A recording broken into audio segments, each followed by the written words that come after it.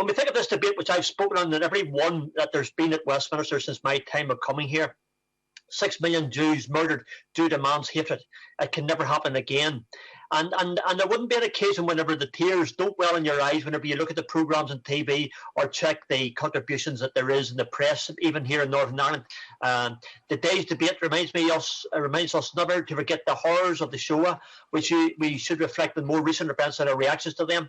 My constituency of Strangford had many of the kinder children that came across in the Second World War. Some of those came, stayed, married, and their relatives are still a very, very important part of our life here. The McGill's farm down at Malile and Strangford, at my constituency, are very much that. I want to speak, if I can, please, about some of the IHRA definition of anti-Semitism.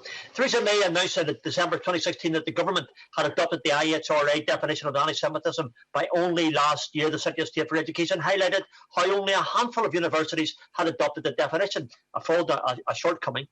And members of this House, I say respectfully, promoted the Palestine Solidarity Campaign lobby today and lobby day in December, actively promoting an anti-Semitic trope that Israel is an anti-apartheid state, given as an example by the IHRA, and this House did nothing.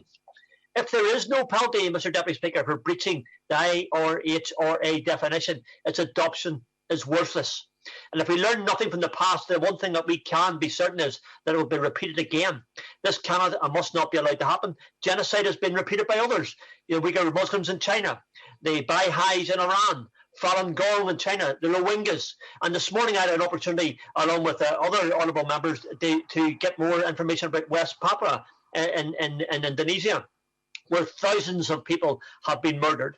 Thousands have been displaced. Christians all over the world as well. Kashmir, Russia, where civil rights and human rights liberties are trampled on by governments directly. So when we say it will never be repeated again, I think today we have an opportunity to say very clearly that we stand with all those people across the world to be that voice for the voiceless, to speak up for them whenever they can, and the day we remember those who died in the Second World War.